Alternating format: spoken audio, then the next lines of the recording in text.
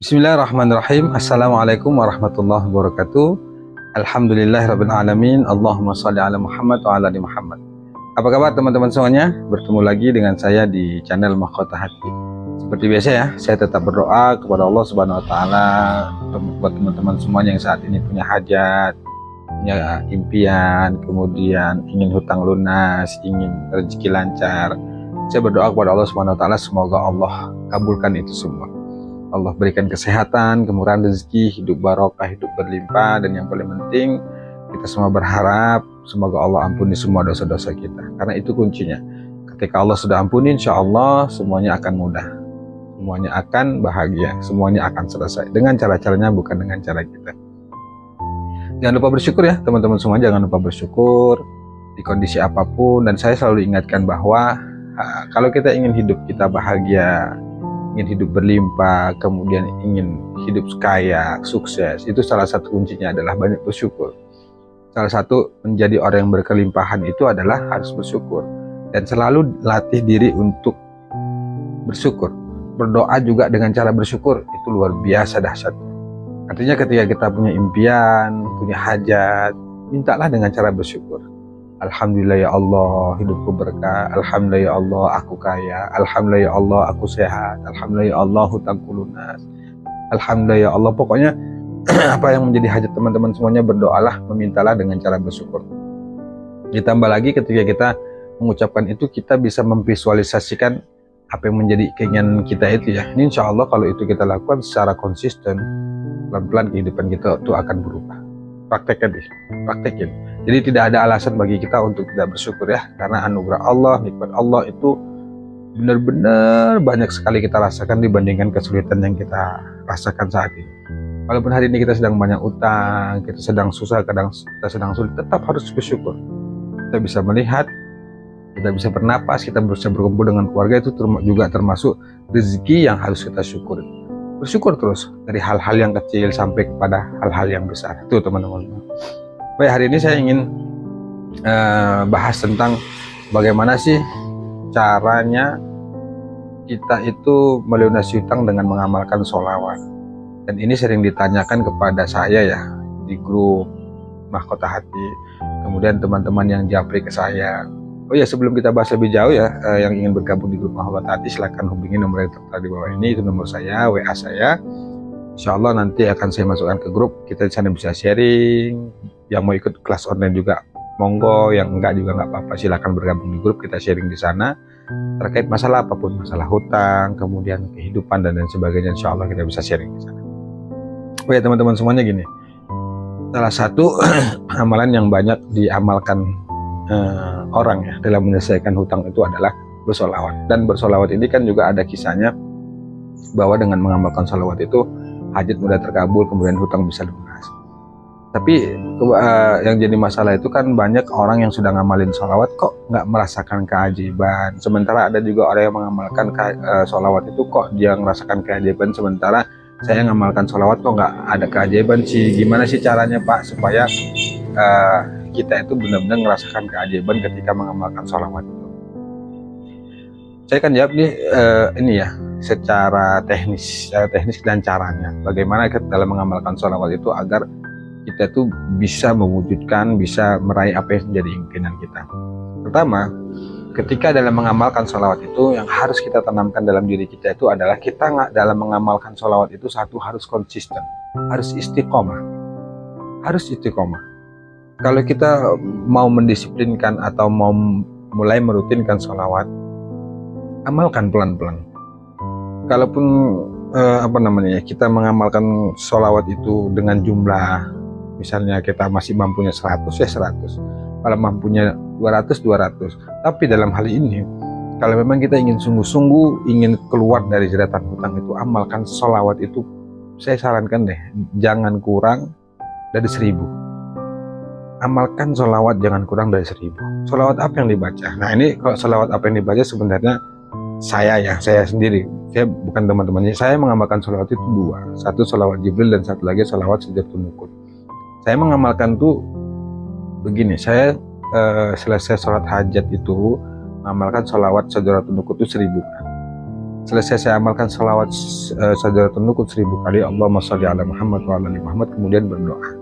Nah, ketika berdoa itu meminta sama Allah, misalnya gini, kita sudah ngamalkan sholawat ini ya, Allahumma sholli ala Muhammad wa ala ali Muhammad, Allahumma sholli ala Muhammad wa ala ali, udah 1000 kali. Kemudian kita berdoa. Nah, saat berdoa itu kita meminta apa yang menjadi hajat kita itu sambil kita memvisualisasikan, membayangkan bahwa apa yang kita minta, apa yang kita impikan itu sudah terwujud. Misalnya, kalau teman-teman ingin hutangnya lunas, misalnya hutang itu 200 juta gitu misalnya, Anda bersalawat dulu kepada Rasulullah 1000 kali, Allahumma sholli ala Muhammad wa ala ali Muhammad. Setelah itu Anda berdoa, ya Allah, dengan keberkahan atau dengan wasilah salawat Nabi Muhammad SAW, mohon ya Allah lunasi semua hutang-hutangku ya Allah. Kemudian Anda bayangkan, benar-benar Anda resapin dengan cara bersyukur, alhamdulillah ya Allah, hutangku sudah lunas, terima kasih ya Allah, ini semuanya karena izinmu, ini semuanya karena ridhomu.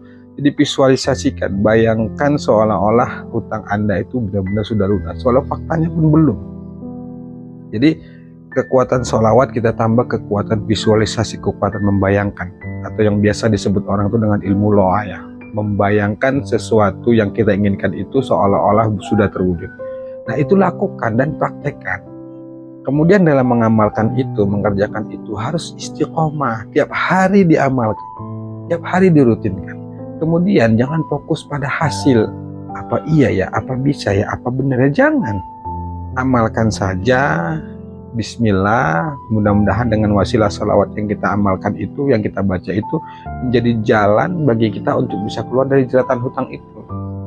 Kalau orang-orang yang sudah mengamalkan salawat ternyata dia belum merasakan keajaiban itu, kemungkinan banyak hal yang penyebabnya ya. Satu, bisa jadi mungkin kita kurang yakin, kemudian kita nggak sabar, kemudian bisa jadi karena masih banyaknya dosa kita sehingga pelan-pelan tuh secara berangsur-angsur, secara perlahan nanti Allah akan bukakan jalan, tapi perlahan. Bisa jadi.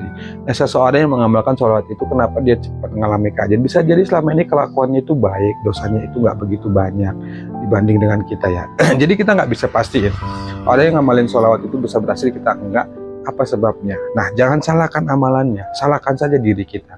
Bisa jadi kita kurang yakin, kurang ikhlas, kemudian dosa kita masih banyak. Kan ketika orang mengamalkan sholawat itu kan salah satu faedahnya adalah insya Allah dosanya diampuni.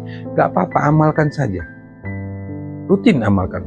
Selesai sholat hajat, amalin sholawat. Sholat hajat itu kapan dikerjakan? Ya boleh malam hari. Kalau saya biasanya malam hari setelah sholat isya. Selesai sholat isya jam 9 atau jam 10 sholat hajat 2 rakaat gitu, atau selesai isya langsung sholat hajat kemudian sholawat boleh, pokoknya malam hari kerja. Atau kalau mau lebih benar-benar kuat lagi, amalkan tuh di akhir malam berbarengan dengan tahajud, sholat hajat dulu kemudian sholat tahajud boleh, setelah itu sholawat boleh. Tapi yang terpenting adalah dalam mengamalkan itu didawamkan, diistiqomahkan. Jangan terus ketika kita mengamalkan sholawat itu masih 2 hari, masih 3 hari kok belum merasakan keajaiban, kita terus bertanya-tanya, kok nggak ada sih, kok nggak merasakan keajaiban sih, kok nggak berubah sih. Jangan, itu namanya kita fokus pada hasil. Jangan, amalkan saja. Insya Allah kalau kita rutin mengamalkan sholawat itu, apalagi tanpa putus ya, kita latih 40 hari, saya yakin perubahan itu pasti ada. Apalagi kita mengamalkannya itu, mendawamkannya itu benar-benar ikhlas ya, berdoa memohon pada Allah bahwa dengan wasilah sholawat itu masalah kita bisa selesai. Setahun paling lama insya Allah hidup kita itu berubah. Jadi intinya adalah istiqomah, kemudian sabar. Jangan terburu-buru, percaya deh. Gak mungkin tuh orang-orang yang sudah ngamalin sholawat tadi berhasil, masa kita enggak? Gak mungkin, enggak. Pasti berhasil. Dan salah satu cara agar doa kita keinginan itu cepat terkabul ya banyak sholawat. Makanya kerjakan saja, amalkan saja, jangan pikirkan nanti bagaimana hasilnya. Itu sholawat Sajdatul. Kemudian dalam melaksanakan aktivitas sehari-hari bekerja, kemudian lagi kegiatan atau lagi apapun itu, amalkan sholawat Sajdatul Nukut. Jadi tadi sholawat amalkan sholawat Jibril. Sholawat Sajdatul Nukut itu dikerjakan pada waktu selesai sholat hajat malam hari. Kemudian ketika aktivitas, apakah bekerja atau kita lagi keluar aktivitas apapun tuh, daripada kita berpikir yang aneh-aneh, amalkan sholawat Jibril tuh berapa kali bebas, sallallahu alaihi Muhammad, sallallahu alaihi Muhammad, sallallahu. Terus hati kita tuh banyakin sholat. Insya Allah kalau itu rutin kita lakukan terus, insya Allah dia pelan-pelan rezeki kita itu akan terbuka. masalah-masalah kita itu akan dibuka jalan keluarnya, dibuka solusinya oleh Allah Subhanahu wa taala. Dengan syarat itu tadi, amalkan istiqomah, yakin dan sabar. Jangan putus asa. Itu teman-teman. Jadi caranya amalkan sholawat, kemudian berdoa kepada Allah, visualisasikan, bayangkan bahwa seolah-olah utang kita sudah lunas, hajat kita sudah terkabul. Amalkan itu. Insya Allah nanti pelan-pelan solusi keajaiban tuh akan dibuka oleh Allah Subhanahu wa taala. Tapi ingat, solusi, keajaiban, pengabulan itu wilayah Allah, bukan wilayah kita. Tugas kita jalani saja, ikuti saja, nikmati saja. Selebihnya urusan Allah, dan yakini bahwa apa yang menjadi hajat kita itu insya Allah dikabulkan oleh Allah Subhanahu wa taala. Itu aja teman-teman semuanya ya. Assalamualaikum warahmatullahi wabarakatuh.